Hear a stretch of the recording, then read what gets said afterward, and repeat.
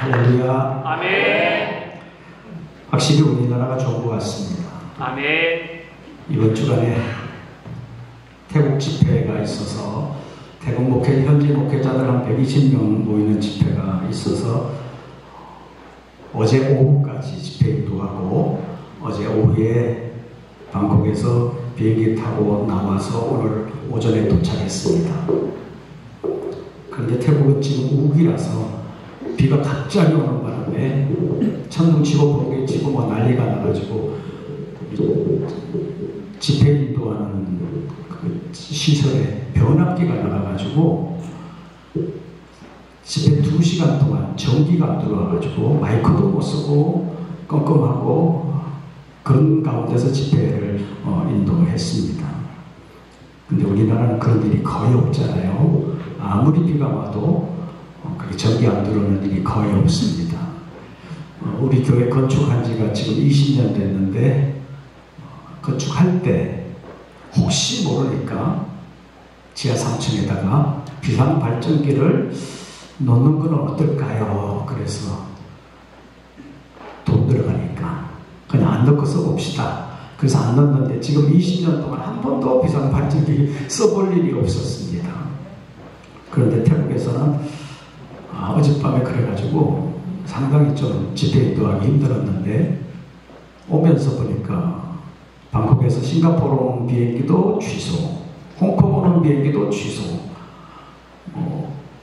비인지 태풍인지는 모르겠지만 자관 항공편도 취소된 게 많았습니다.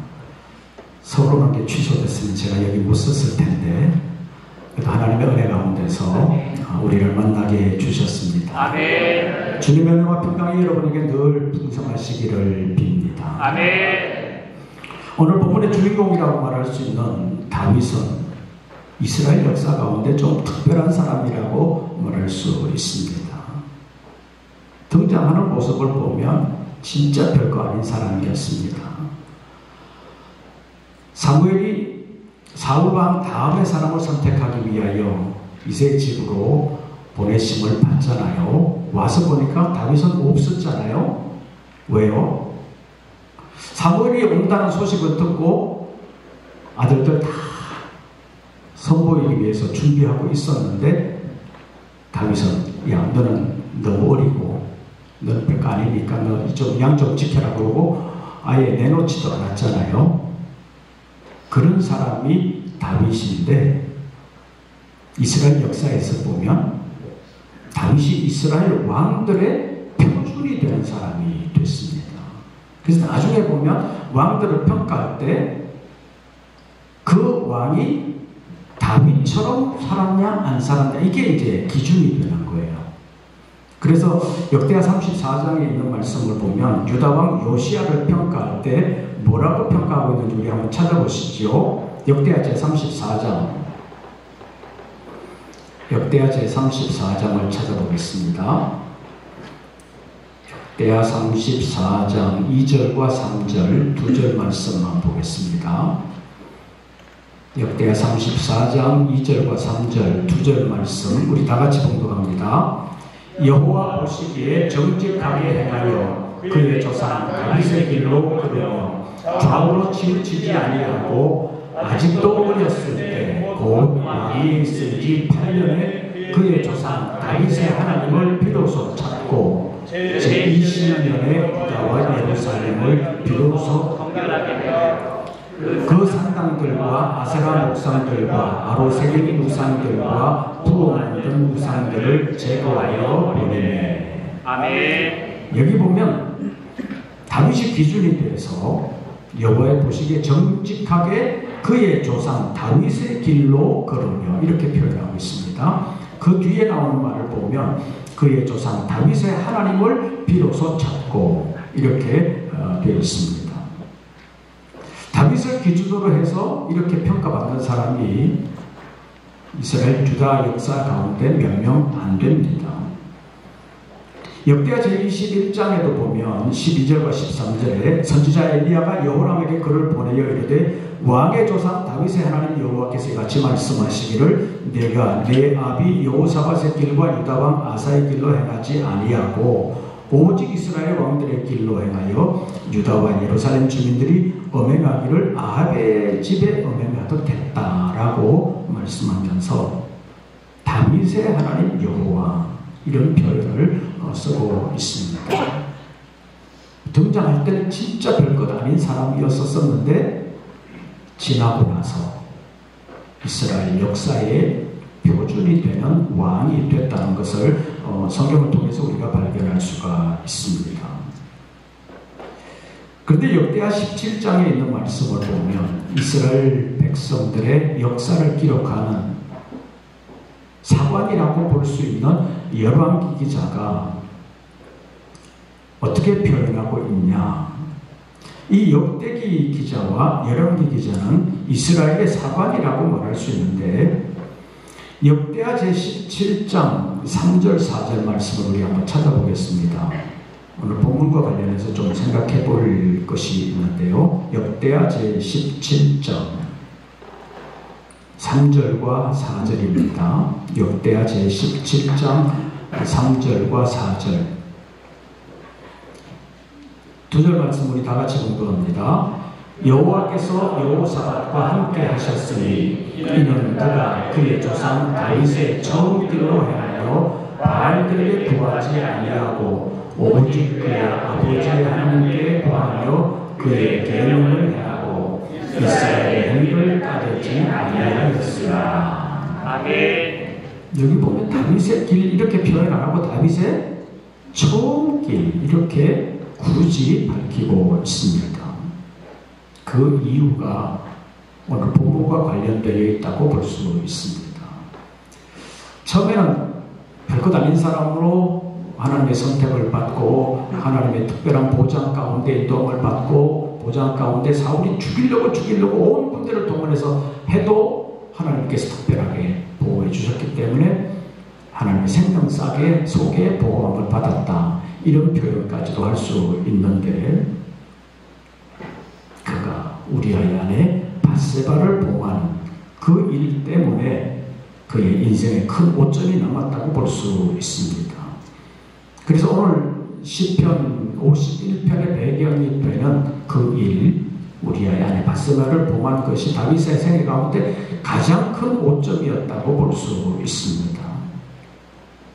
물론 그 외에는 전혀 허물이 없었던 것은 아닙니다. 하나님을 온전히 의지하지 못하고 왕이 돼가지고 인구조사를 했습니다. 요즘도 인구조사 하지요. 오전에도 태국 갔다 와서 오후에 전화 한참 올려가지고 받았더니 저 통장인데요. 지금 거기 살고 계시죠? 그러더라고요. 요즘 인구조사하느라고 주민등록 일제조사 그런 거 합니다. 사나 안 사나. 왜요? 여러 가지 이유가 있잖아요. 세금도 잘 걷어야 되고 호수는 없나 그런 거 조사하느라고 하잖아요. 옛날 다윗 왕실의 인구조사를 한 것은 세금을 어떻게 하면 좀 많이 거둘 수 있을까 그런 것 때문에 인구조사하잖아요. 또 군대를 모집할 때 빠지는 사람 없게 하기 위해서 인구조사를 합니다. 제가 태국 갔다 왔는데 태국 집회가 올해로 제 35차가 됐습니다. 태국 집회 시작한 지 벌써 35년이 넘었는데 그때 한참 집회 아주 젊은 나이는 아니지만 그때 그래도 젊었다고 볼 수 있는 60대에 참여하신 분이 지금까지 참여하는데 올해 94세가 되셨습니다. 1시간 나빠지고 계속해서 참석하시는데 태국에는 주민등록 없는 사람들이 꽤 있어요. 산족들 가운데는 태국에 주민등록이 없는 사람이 꽤 많이 있습니다.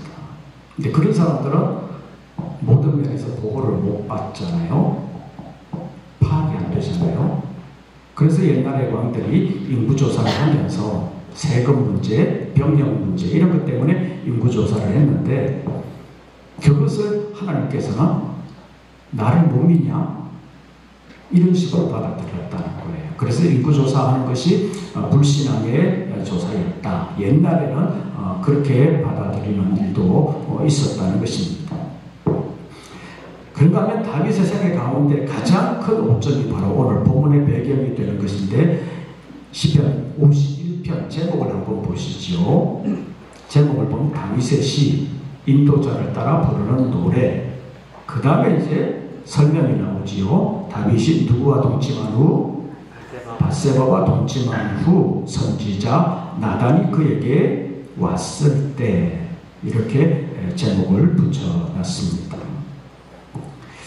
성경의 사관이라고 말할 수 있는 열왕기 기자도 훗날 다윗을 평가하면서 열왕기상 15장 5절에서 다윗이 햇사람 우리아의 일 외에는 평생에 여호와 보시기에 정직하게 행하고 자기에게 명령하신 모든 일을 어기지 아니하였다, 이렇게 평가하고 있습니다.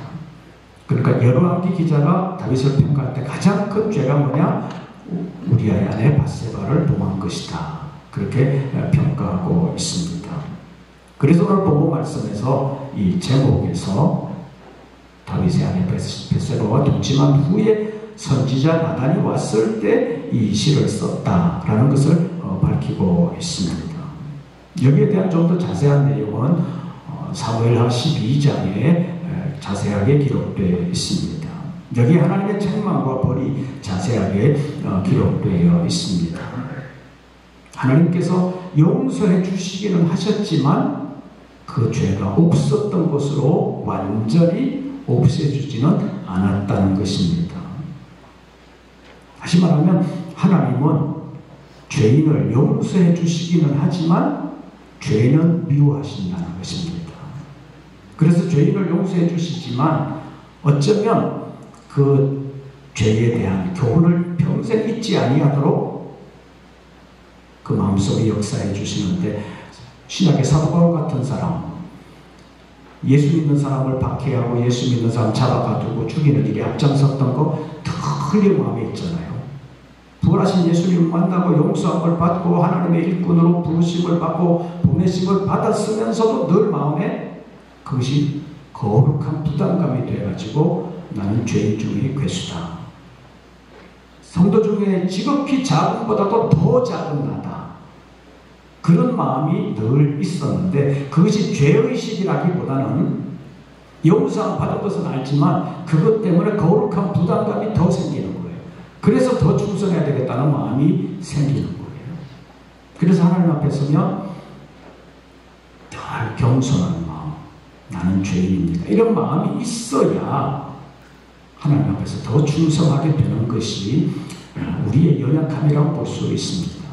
이제 그런 마음이 조금도 안 들면 내가 나만큼 하는 사람이 있냐?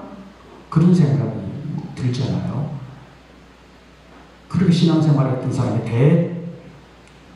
대표자가 누굽니까? 바리새인들이시잖아요. 바리새인들 그 당시로 보면 흠이 없는 사람이에요. 바울 같은 사람 그러잖아요. 자기를 평가할 때 율법의 의로 보면 뭐가 없는 사람? 흠이 없는 사람이에요. 율법의 의로 보면 흠이 없는 사람이라고 자기를 평가하잖아요. 그 말은 율법으로 본다면 나는 율법을 어긴 것이 하나도 없다. 그러니까 나만큼 신앙생활 잘하는 사람이 있냐, 그렇게 생각하는 사람들이 바리새인입니다. 대외적으로 봐도, 그 당시의 도덕적인 기준으로 봐도 그 사람들은 남달리 종교생활을 잘하는 사람들이에요. 그런데 성경에 보면 예수님한테 늘 꾸중들은 사람이 그 사람들이잖아요. 왜요? 너무 자기 의가 충만해서 하나님 앞에 자기 겸손이 없는 사람, 하나님 앞에서도 자기 교만, 자기를 내세우는 사람, 하나님 앞에 기도할 때도 그러잖아요. 하나님, 나는 저 바리새인과 같지 아니하면 감사합니다. 그러면서 자기 금식한 거, 11조 하는 거, 뭐 기도 잘하는 거, 성경 잘하는 거 다 자랑하잖아요. 그거 들으면 기가 죽어가지고 저 사람 저렇게 잘해? 그럴 수 있는데 주님께서 보실 때는 의롭지 않다, 이렇게 보시는 거잖아요. 그래서 다윗의 경우를 보면 다윗이 범한 이 죄의 결과로 잉태된 다윗과 벳세바에서 태어난 첫 번째 아들 죽잖아요. 다윗이 얼마나 마음이 아팠겠습니까? 그런 죄 이후에 다윗의 인생 후반기는 고난의 터널로 통과하게 되었다고 볼 수 있습니다. 그래서 죄의 결과는 이렇게 된 다윗과 바세바 사이에 태어난 첫 아들이 죽는 것을 다윗은 가슴 아프게 지켜볼 수밖에 없었습니다.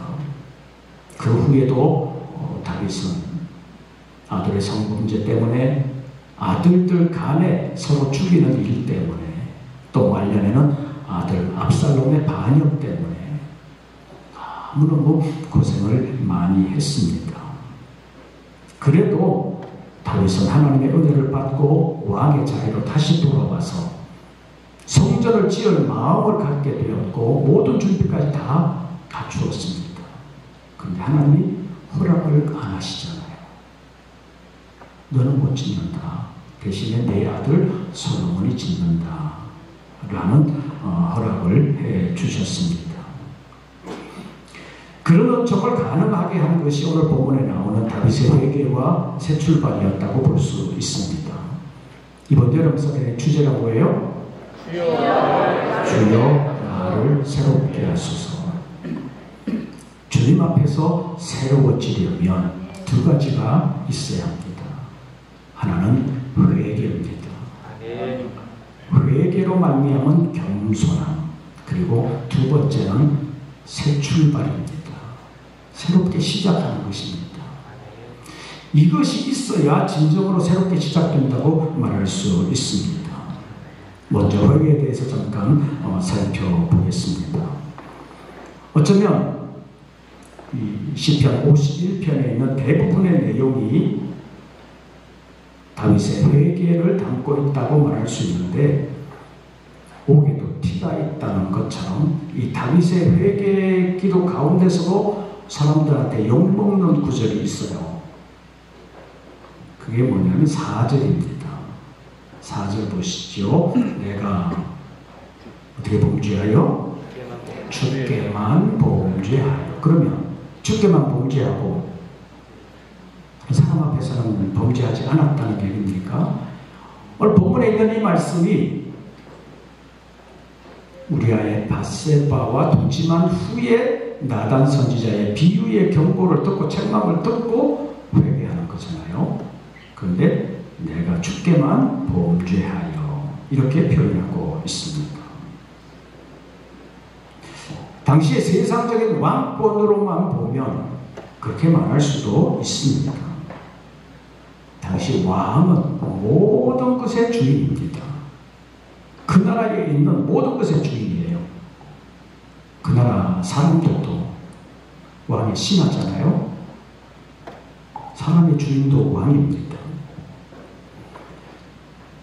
이번 주간에 태국 집회 다녀왔는데 지금 태국 왕이 새로 된 왕인데 새로 된 왕이라도 나이가 60대는 될 것 같은데 그 전 국왕이 나이도 정말 많았고 백성들의 존경을 한 몸에 받고 있는 분이었는데 이분은 별로 존경을 못 받았어요. 그래서 저 사람이 후임 왕이 되려나, 저 사람보다는 딸이 나가지고 혹시 여왕이 되려나 그런 생각이 들었는데 지금 아들이 왕이 되긴 됐습니다. 근데 왕이 또 됐는데 들어가면서 보니까 방콕 시내로 들어가면서 큰 구조물들이 꽤 있어요. 뭔가 봤더니 국왕, 만수무강 이 설치물들을 여러 군데 해놨습니다. 근데 태국의 항공사가 타이항공이 제일 이거잖아요. 이때가 되면 비행기 전체를 칠해요. 완전히 칠해가지고 타이항공이랑 글쎄도 다 없애고 뭘 써놓냐면 국왕, 만수무강 비행기에다가 그렇게 써가지고 세계를 다니는 거예요. 여러분 자동차 혹시 좀 안 좋아가지고 전체 색칠해 보셨어요? 돈 굉장히 많이 듭니다. 그냥 이렇게 비닐로 붙이는 게 아니라 전체 칠하고 그렇게 완전히 새로 넣는 것은 돈도 엄청나게 들어갑니다. 근데 국왕을 위해서 그렇게 하는 거예요.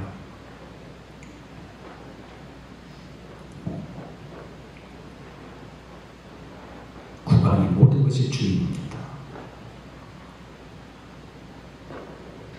태국에는 땅도 사고 파는데 그럼 뭐 다른 나라는 별거 다른 건 없지 않냐 그렇게 생각할 수 있지만 사고 파는 건 토지를 사고 파는 게 아니라 토지의 소유권을 사고 파는 게 아니라 토지의 소유권은 왕, 사용권만 사고 파는 거예요. 옛날 이스라엘 백성들이 땅을 사고 팔 때 희년이 되면 다원주에게 돌려주는 제도가 있었잖아요. 그래서 희년이 몇 년 남았느냐에 따라서 땅값이 달라지는 거예요. 희년이 오래 남으면 땅값이 좀 비싸고 몇 년 안 남으면 다시 돌려줘야 되니까 땅값이 싸고 이런 제도가 있었는데 왕이 전체 주인이 되는 나라에서는 소유권은 왕에게 있다. 사용권만 우리가 이렇게 사고 파는 거다. 그렇게 되어 있습니다. 땅이나 재물뿐만 아니라 사람도 마찬가지입니다.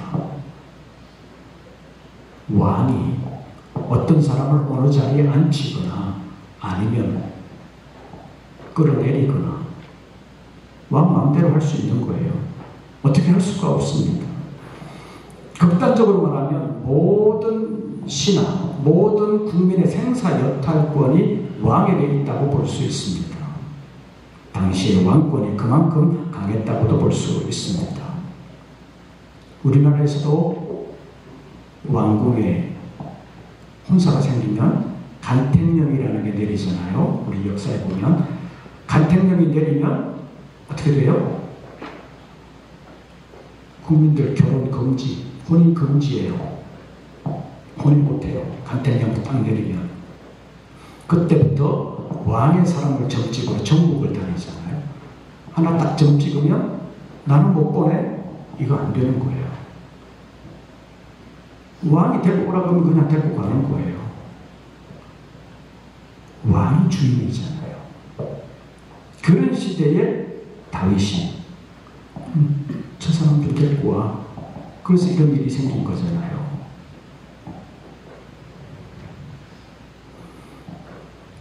그래서 다윗이 4절에서 내가 주께만 범죄하여 이렇게 말했다고도 볼 수 있는데 일반 왕으로서 보면 그럴 수도 있지만 다윗은 특별한 사람이잖아요.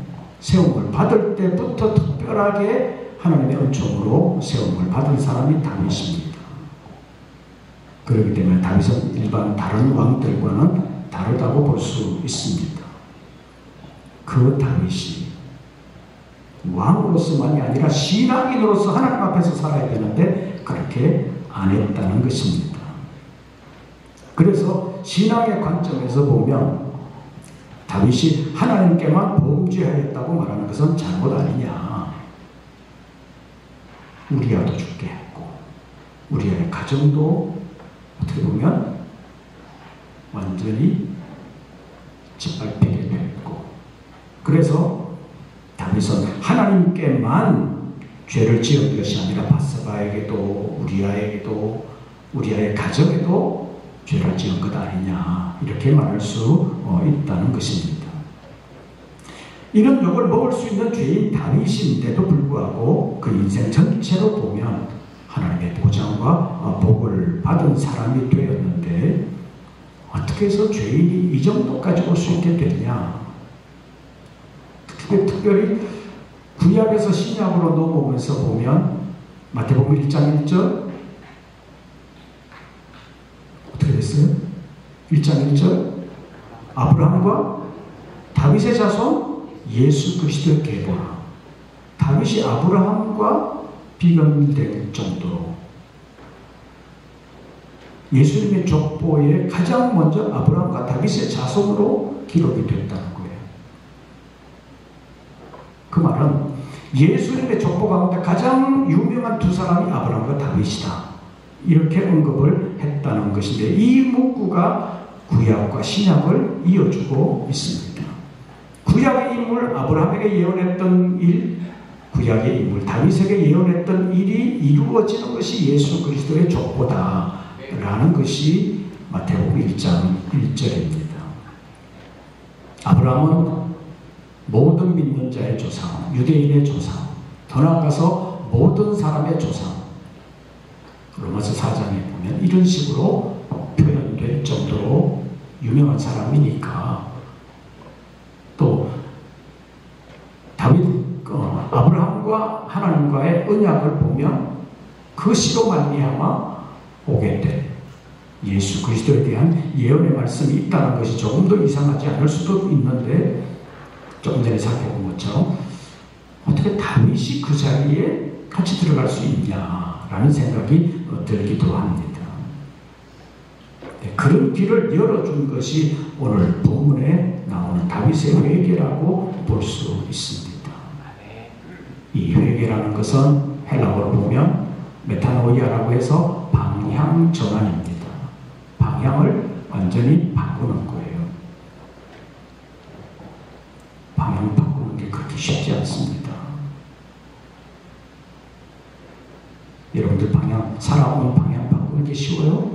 쉽지 않습니다. 가끔 서로 부부간에 사랑하는지 안 사랑하는지 확인한다고 다음 생에 태어나서도 다시 저 사람과 결혼할 사람 묻는다 그러잖아요. 그때 별로 없는데 아주 연세 드신 할머니가 이렇게 들었다 그러잖아요. 그렇게 사랑하세요 그랬더니 지금까지 저 인간에게 맞추려고 그렇게 했는데 또 다른 사람에게 맞춰? 나 너무 힘들어서 못해. 그러니까 저 인간하고 그냥 살 거야. 그래서 했다는 거잖아요. 그만큼 자기 생각과 사고방식, 지금까지 살아온 생활 방식을 바꾼다는 게 쉽지 않아요.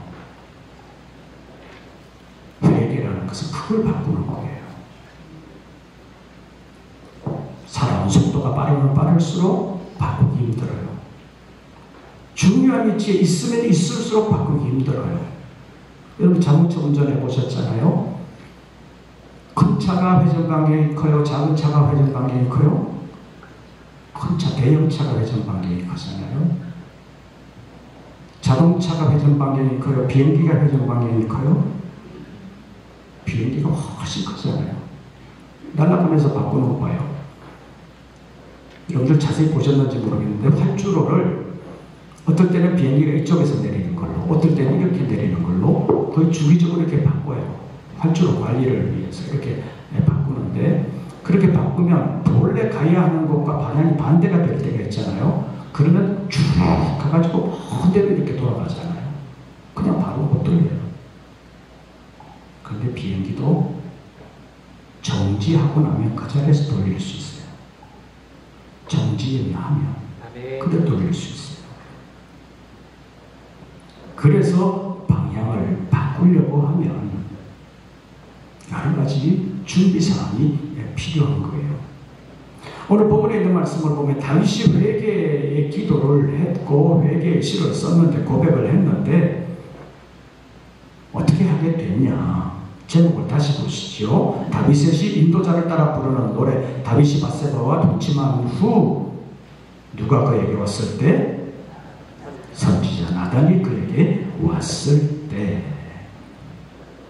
나단 선지자의 지적이 없었을 때는 다윗이 죄를 지었다는 생각을 못했다는 거예요. 선지자가 지적을 하고 나서야 내가 잘못했구나 라는 사실을 알게 됐다는 것입니다. 다시 말하면 그 전까지는 왕으로서만 다윗이 살았지 신앙인으로서 살았다고 말하기는 곤란하다는 것입니다. 나단 선지자가 와서 비유의 경고를 하고 난 말을 듣고서 비로소 자신의 죄를 발견하고 하나님 앞에서 회개하는 장면이 본문의 말씀입니다. 그런데 이 회개에는 세 가지 차원이 있습니다. 첫째는 지적인 차원. 내가 잘못했구나, 내가 죄를 지었구나 하는 것을 아는 단계가 필요합니다. 그 다음에 두 번째는 자신의 범죄에 대하여 슬퍼하는, 애통하는 마음이 있어야 합니다. 그래야 회개로 나아갈 수 있습니다. 그러나 참된 회개는 여기에만 머무르지 않습니다. 의지를 가지고 다시는 옛날로 돌아가지 아니하려고 하는 노력이 필요하다고 말할 수 있습니다. 그래서 오늘 저녁에 이것을 잠깐 살펴보려고 합니다. 첫째로 자신의 죄를 아는 단계가 필요합니다. 조금 전에 말씀드렸잖아요. 바리새인들 자기 죄를 전혀 인식하지 못했습니다. 나한테는, 우리에게는 의밖에 없다. 그 생각이 바리새인들에게 꽉 찼기 때문에 주님께 책망을 받았고, 마태복음 23장에서 화 있을진저 외식하는 세리관들과 바리새인들이여라는 표현이 7번이나 나올 정도로 주님의 책망을 많이 받은 그룹이 됐습니다. 자기 자신을 알아야 합니다. 자기 자신의 죄에 대하여 알아야 되는 거예요. 그 죄에 대하여 알지 못하면 다시 같은 죄를 범할 수밖에 없게 되는 것입니다. 여러분들은 경찰 통해서 잘 아시잖아요. 우리나라 음주단속 해요, 안 해요? 하잖아요. 줄어요, 안 줄어요? 잘 안 줄어요. 왜요? 걸린 사람들이 내가 정말 잘못했구나, 내가 그 술을 먹고 폭탄처럼 남에게 큰 상처를 줄 수 있게 됐구나, 이렇게 생각하는 사람 별로 없어요. 걸리고 나면 재수가 없어서 그렇지 뭐, 재수로 돌리는 거지 자기가 잘못했다고 생각을 안 해요.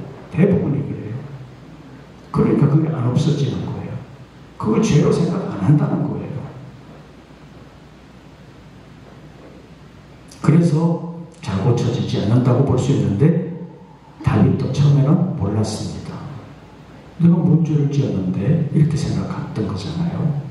그런데 나단 선지자의 지적을 받고 하나님 앞에서 자기를 돌아보니까 뭐라고 말하고 있는지 3절 보십시오. 본문 3절. 무릇 나는 내 죄과를 아오니 내 죄가 항상 내 앞에 있나이다. 내 죄가 항상 내 앞에 있나이다. 나는 죄로부터 자유롭지 않습니다. 나는 죄인입니다.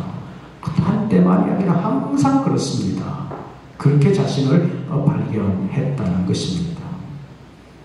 창세기 4장에 있는 말씀을 보면 가인이 아벨을 죽인 후에도 자기의 죄성을 그렇게 심각하게 생각하지는 않잖아요. 그때 주시는 주님의 말씀이 내가 선을 행하지 아니하면 죄가 문 앞에 엎드려 있느니라. 너는 죄가 너를 원하나 너는 죄를 다스릴지니라, 이렇게 말씀하십니다. 죄의 유혹, 그것은 항상 우리 앞에 있다는 거예요. 문 앞에 나를 기다리고 있는 것처럼 죄가 우리 앞에 기다리고 있는데, 너는 죄를 어떻게 할지니라? 다스릴지니라. 죄의 유혹 없는 것이 아니라 있어도 너는 죄를 다스려야 된다. 내가 죄를 이겨야 된다. 그걸 말씀하고 있는데, 그러려면 하나님 기뻐하시는 선을 열심히 행해야 된다. 딴 마음 들어가지 아니하도록 열심히 살아야 된다는 것을 말씀하고 있습니다. 사람에게 불가항력적인 죄는 없다는 것입니다. 그래서 우리가 죄를 짓지 않기 위해서는 죄의 환경에 노출되지 않도록 우리가 살아가는 환경을 잘 조성할 필요가 있다는 것입니다. 아멘. 일반적으로 사람이 죄를 짓고 나면 찜찜한 마음이 생기잖아요. 그 찜찜함을 해결하지 아니하고 그냥 넘어가면 찜찜한 마음이 더 커져요, 안 커져요? 아무것도 해결 안 하고 넘어가면 좀 찜찜하다가 세월이 지나면 세월이 약이라고 찜찜한 것도 없어져요. 그래서 신앙생활 할 때 처음에는 주일에 한 번만 빠지면 이거 큰 죄 지었다고 그러다가 한 번 빠지고 두 번 빠지고, 코로나 지나면서 보니까 교회 안 가도 온라인으로 보면 되지, 그렇게 됐잖아요. 공식적으로 교회 안 가도 허락받는 것처럼 만들어진 게 코로나 시기잖아요. 그러니까 이제 교회 안 가도 마음에 갈등이 별로 없어요. 그래서 우리가 정말로 자기 자신을 알 때 자신의 죄성과 자신의 죄를 올바르게 알 필요가 있습니다. 이 지적인 죄에 대한 인식이 없으면 회개로까지 나아갈 수가 없습니다. 다윗이 그랬다가 선지자가 나의 지적을 받고 내가 죄인이구나. 그러면서 돌아보니까 내 죄가 항상 내 앞에 있나이다. 나는 항상 죄인입니다. 부모로부터 내가 생길 때부터 나는 죄인이었습니다. 그런 고백을 오늘 본문에 하고 있는 것을 볼 수가 있습니다. 그 다음에 회개의 두 번째 차원은 정적인 차원입니다. 잘못한 것을 알고 후회하는 마음을 가지고 애통하는, 통회하는 마음이 필요하다는 것입니다. 그냥 애통이 아니라 하나님이 기뻐하시는 선을 이루어드리지 못한 것에 대한 애통이 회개에 필요한 애통이라고 말할 수 있습니다. 그냥 애통하는 것만 있으면 염세주의자가 되거나 아니면 요즘식으로 말하면 우울증에 걸리는 사람이 될 수 있습니다. 그럴 때는 물론 웃음 치료라는 것도 필요할 수도 있어요. 억지로라도 막 웃다 보면 마음이 조금 가벼워지는 그런 것이 있습니다.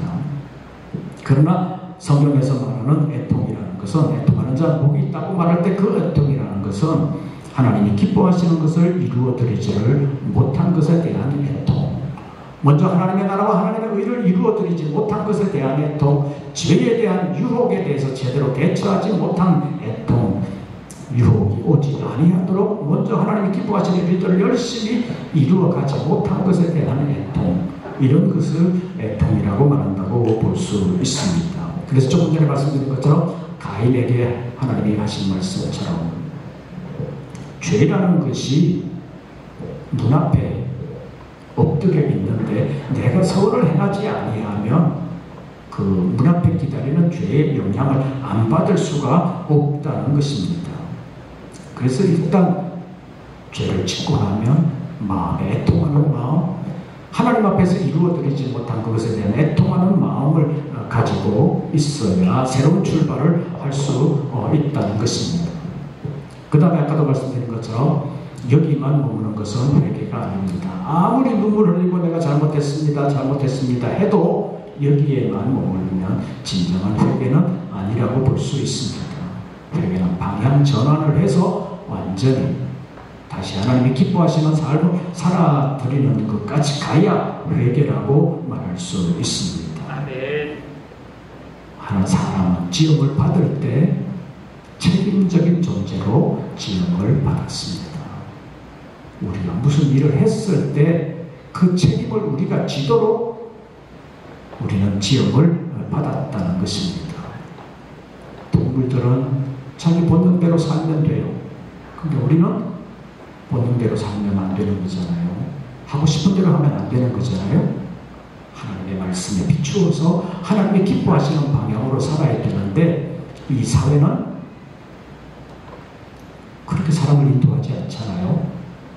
자기 감정에 솔직해라. 마음 가는 대로 살아라. 문학 작품 같은 데서는 다 그렇게 말하잖아요. 그러나 아니라는 것입니다.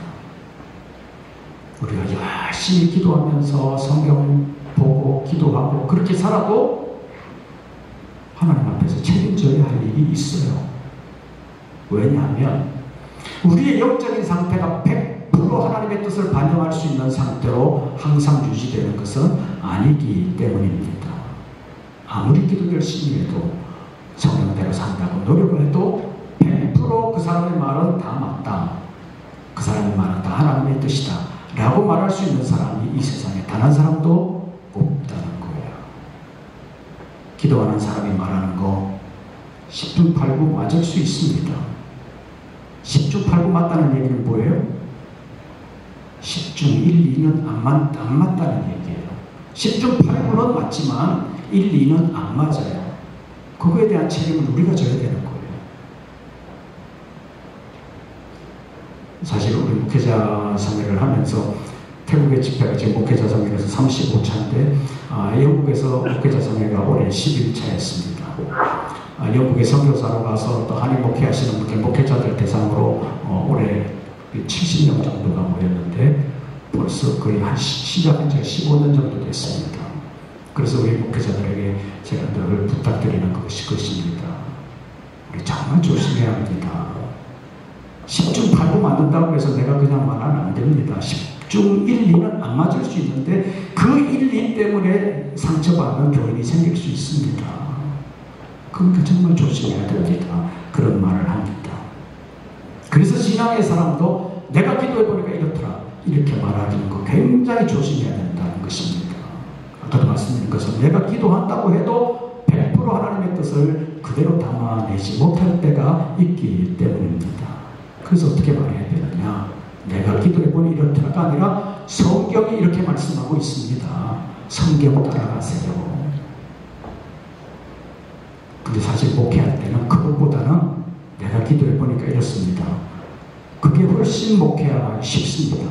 왜냐하면 기도해보니까 그렇다 그러니까 따라오는 거예요. 아니 목사님 기도해보니까 그렇다 그러는데 그렇게 해야지. 그렇게 하는데 10중 8구 맞아도 10중 1, 2가 안 맞을 수가 있기 때문에 교인들에게 그렇게 말하면 안 된다는 거예요.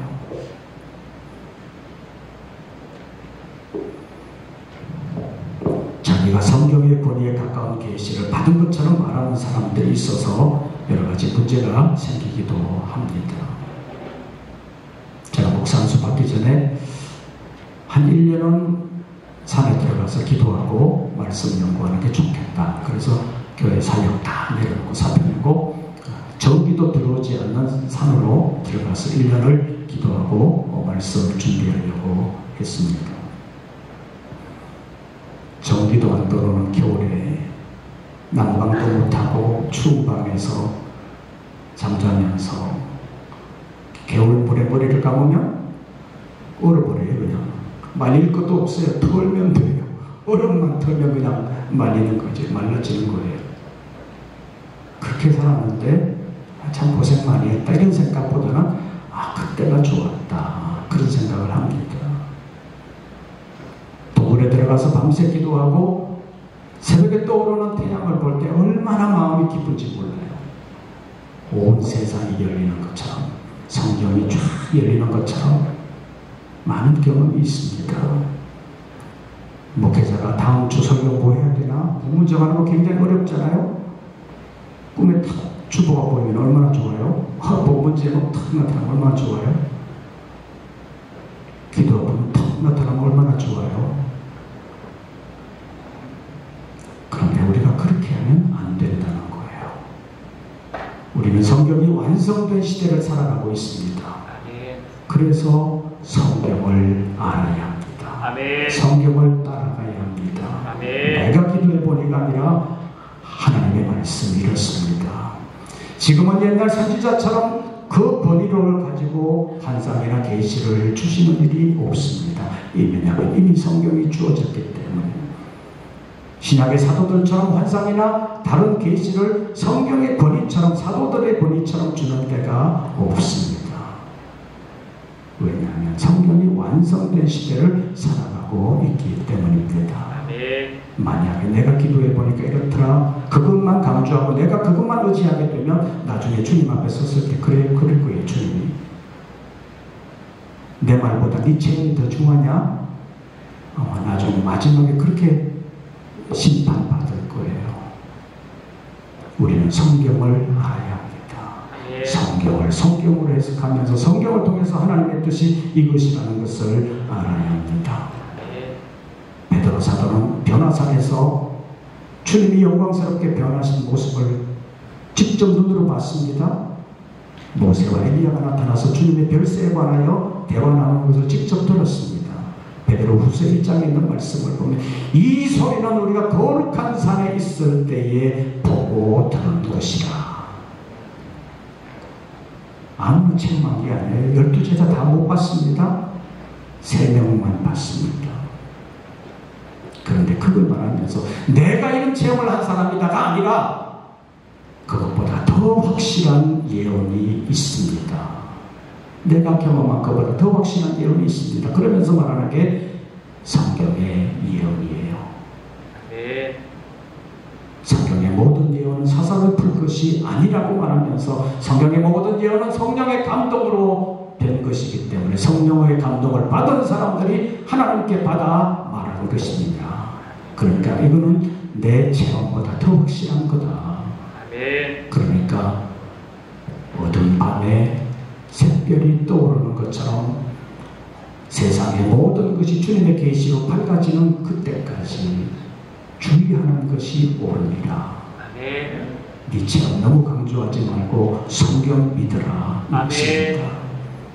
구약에 어쩌면 가장 완전하다고 말할 수 있는 구약학자, 성경학자가 바울이잖아요.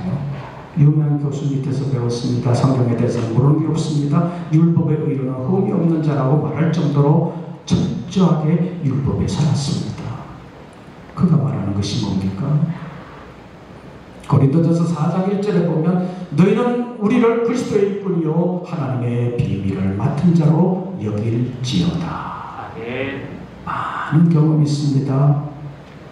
많은 기적을 체험했습니다. 그런데 그가 말하는 것은 기록된 말씀 밖으로 넘어가지 말라. 기록된 말씀 밖으로 넘어가지 말라. 이 일에 나와 아볼로가 본을 보였노라 라고 말하고 있습니다. 우리의 삶은 이 성경 말씀에 근거해야 합니다. 이 말씀을 이루어가는 것이 우리의 삶이 되어야 합니다. 우리가 성경을 공부하는 목적이 여기에 있습니다. 남다른 지식으로 남을 가르치려고만 하는 것이 아니라 성경을 통해서 말씀을 이루어가는 것이 우리의 생명이요 영생인 줄로 알고 그 말씀을 붙들어야 합니다. 아멘. 사랑하는 여러분, 직장에서 여러 가지 힘든 가운데서도 믿음을 지키기 위해서 애쓰시는 여러분의 가장 큰 기준은 성경이라는 사실을 아시기를 바랍니다. 아멘. 예수님께서 너희가 성경에서 영생을 얻는 줄 생각하고 성경을 상고하거니와 이 성경은 곧 내게 대하여 증거하는 것이다. 아멘. 성경에서 영생을 얻는 줄 생각하고 성경을 상고하는 거 아니냐? 성경은 영생을 주는 것이다. 어느 유명한 사람의 경험이 우리를 영생으로 인도하는 것이 아니라 성경이 우리를 영생으로 인도합니다. 아멘. 성령의 역사하심을 힘입어야 합니다. 아멘. 성령이 우리를 믿음으로 시작하게 하셨습니다. 아멘. 고린도전서 12장 3절 말씀을 보면 성령으로 아니하고는 누구든지 예수를 주시라 할 수 없느니라. 아멘. 예수를 주라 시인하는 그때부터 성령의 역사가 우리 안에 시작됩니다. 아멘. 그리고 성령께서 우리 믿음의 유익을 위하여 여러 가지 은사를 나누어 주십니다. 예수님께서 이 땅에 계시면서 제자들을 도와주셨고 제자들의 삶을 책임져 주셨습니다. 그 예수님께서 승천하시면서 내가 떠나가면 너희를 고아와 같이 버려두는 것이 아니라 내가 너희를 돕는 자로서 성령을 보낸다. 그래서 무슨 성령이라고 그래요? 보혜사 성령이라고 그러잖아요. 보혜사. 이거를 일반적으로 영어 성경에서는 헬퍼, 컴포터 또는 카운셀러 이런 말로 번역하잖아요. 우리를 도와주시는 이라는 얘기예요. 도와주시는 이로 성령을 보내셨기에 우리는 그의 도움을 받아야 합니다. 그의 도움을 받지 않는다면 우리의 신앙이 생기는 것도 유지하는 것도 하나님께 영광 돌리는 것도 되지 않는다는 것입니다. 아멘.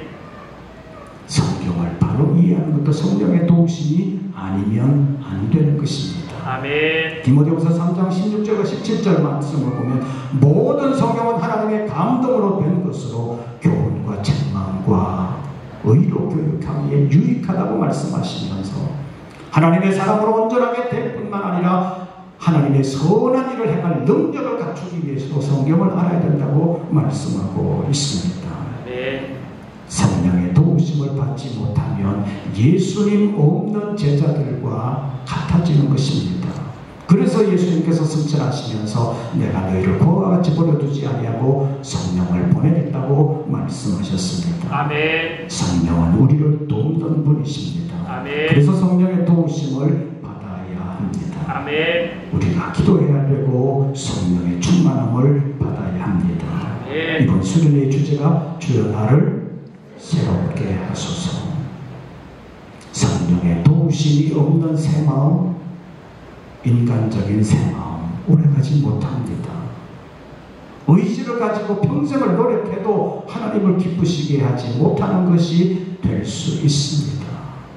성령의 도우심을 받아야 합니다. 아멘. 여러 가지 성령의 은사를 통해서 우리의 마음이 새로워질 수 있고 성경을 깨닫는 것에서부터 새로워질 수 있습니다. 아멘. 다윗은 하나님이여 내 속에 정한 마음을 창조하시고 정한 마음, 깨끗한 마음입니다. 왕으로서 깨끗하지 않다고 생각하지 못했었는데 선지자의 지적을 받고 보니까 내가 깨끗하지 못했습니다. 하나님 내 안에 정한 마음, 깨끗한 마음을 창조해 주십시오. 아멘. 정직한 영을 새롭게 해 주십시오. 아멘. 하나님 나를 주 앞에서 쫓아내지 마시고 주의 성령을 내게서 거두지 마소서. 성령 거두어가면 어떻게 되는 것입니까? 성령 떠난 사울의 모습을 똑똑히 곁에서 본 사람이 다윗입니다. 성령 떠난 사울 때문에 죽을 고생한 사람이 다윗입니다. 하나님 나를 주 앞에서 쫓아내지 마시고 주의 성령을 내게서 거두지 마소서. 우리가 어떻게 새로워질 수 있습니까? 성령의 도움을 받아야 합니다. 아멘. 나를 주 앞에서 쫓아내지 마시고 주의 성령을 내게서 거두지 마소서. 아멘. 이번 주제 한 번 더 해보시죠. 주여 나를 새롭게 나를 하소서. 새롭게 하소서. 아멘. 이 말은 주여 나를 성령으로 새롭게 하소서. 아멘. 이 시간 잠깐 기도하기를 원합니다. 하나님 우리를 새롭게 하여 주시옵소서. 아멘. 성령께서 이 밤에 역사하여 주시옵소서. 아멘. 내 생각으로 내 의지만이 아니라 내 안에 역사하시는 주의 성령께서 나를 새롭게 하여 주시옵소서. 아멘. 내 마음 안에 깨끗한 마음을 창조하여 주시옵소서. 아멘. 내 안에 성령으로 말미암아 흔들리지 아니하는 마음, 정직한 영, 견고한 영을 새롭게 하여 주시옵소서. 아멘. 주 앞에서 나를 쫓아내지 마시고 주의 성령을 내게서 거두지 말아 주시옵소서. 성령 모시고 성령의 도우심을 받기를 원합니다. 이 밤에 기도할 때 주의 성령께서 도와주시옵소서. 우리 다같이 통성으로 기도할 때 성령의 역사하심을 간구하겠습니다. 우리 다같이 통성으로 기도하겠습니다.